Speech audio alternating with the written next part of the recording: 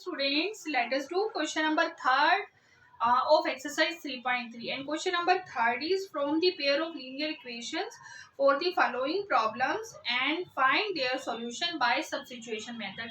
जो third question है ना उसमें हमारे पास 6 पार्ट्स हैं, ठीक है। तो 6 पार्ट्स, इस सब में क्या करना है, हमें सॉल्यूशंस फाइंड करनी है और यूजिंग करना है सब्स्टिट्यूशन मेथड। तो वन बाय वन करते हैं। देखो सबसे पहले हम जो करेंगे फर्स्ट पार्ट में क्या है, the difference between two numbers is 26 and one number is 3 time the other, find them.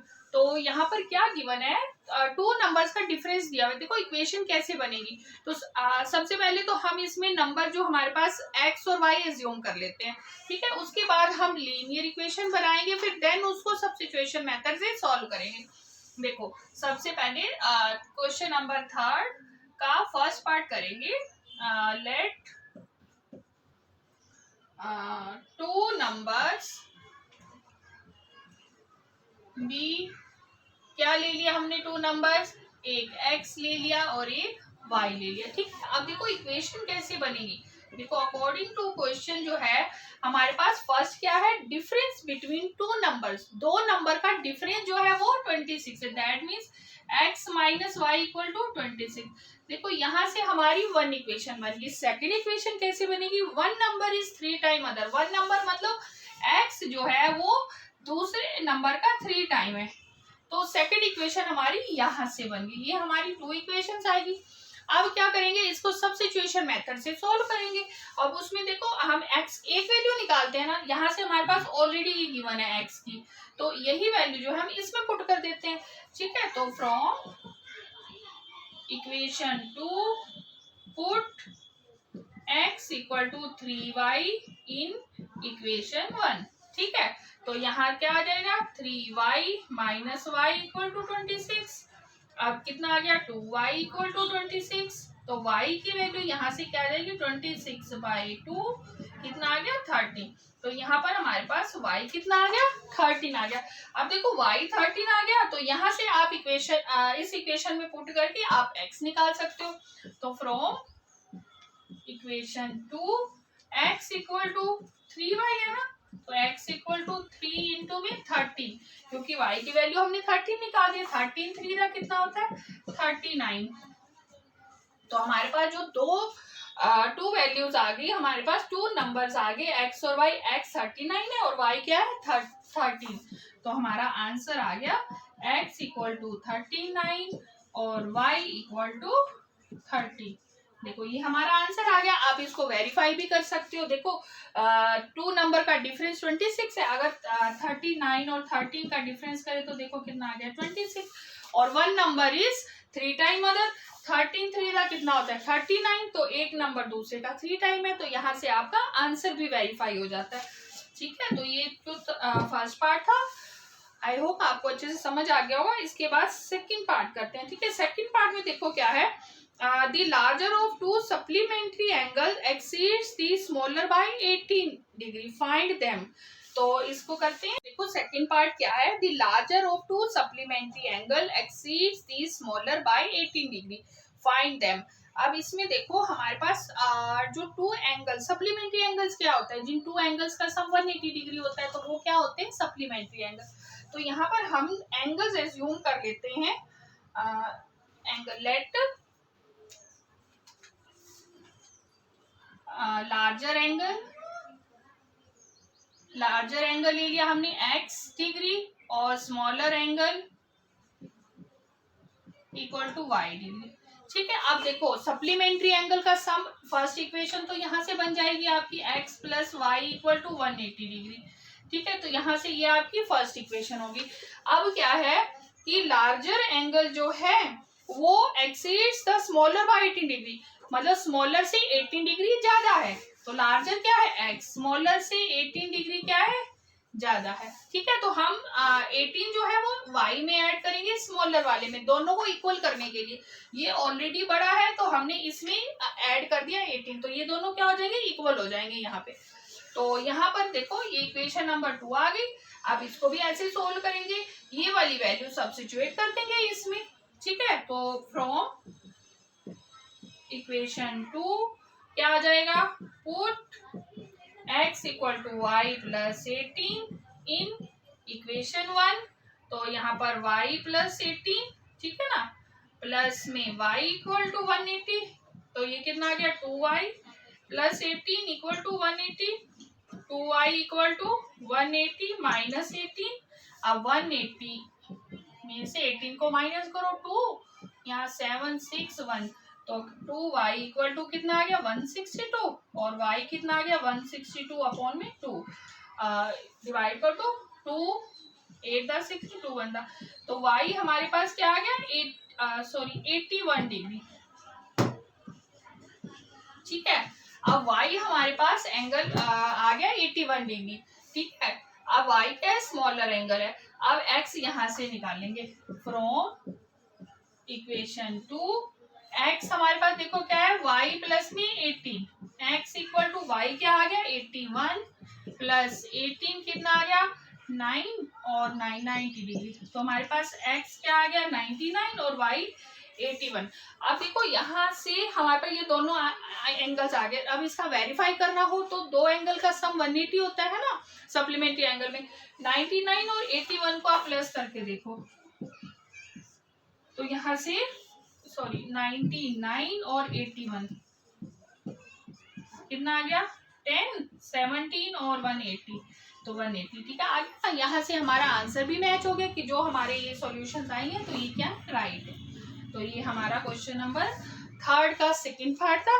अब इसके बाद जो हम करेंगे थर्ड पार्ट करेंगे, ठीक है।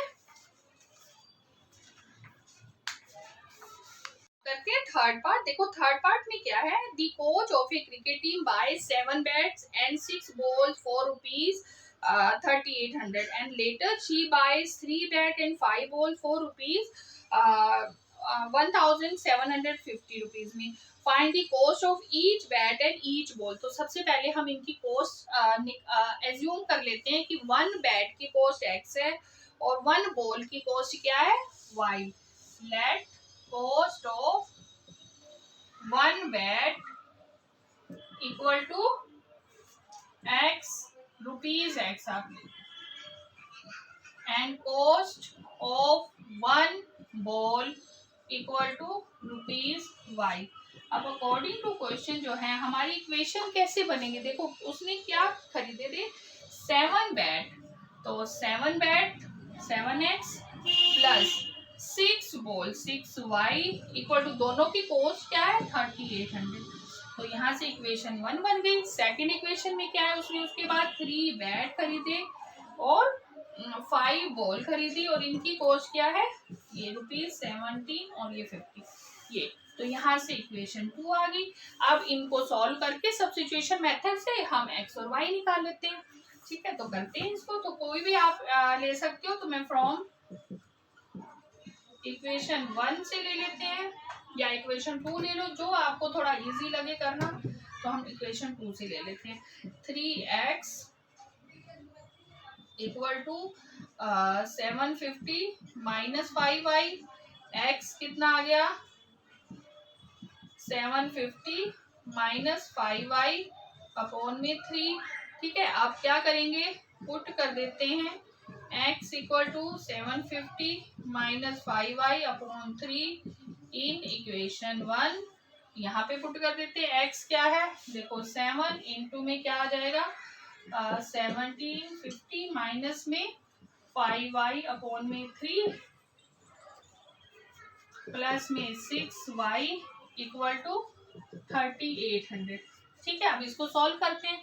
अब देखो क्या करेंगे इसको इससे मल्टीप्लाई करते हैं।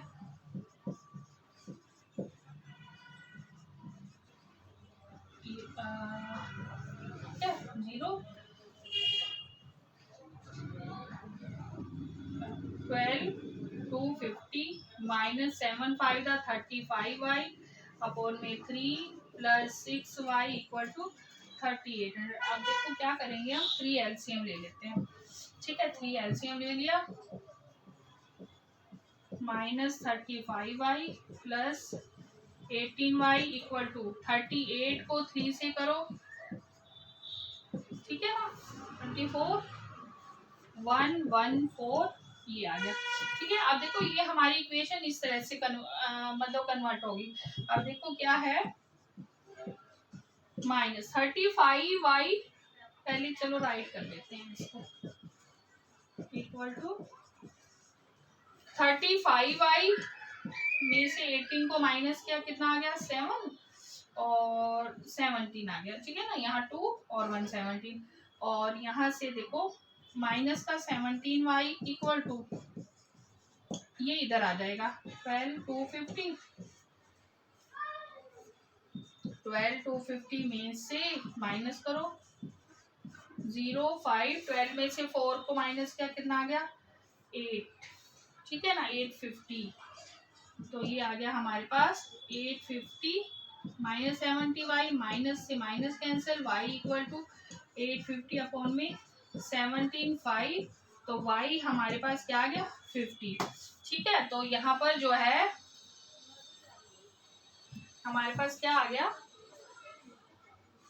0.5। ठीक है, कॉस्ट ऑफ 1 बैट की कॉस्ट, पोल की कॉस्ट आ गई ₹50। तो आप ये आप किस में पुट करोगे, x निकालना है हमें, तो आप यहाँ पुट कर देते हैं।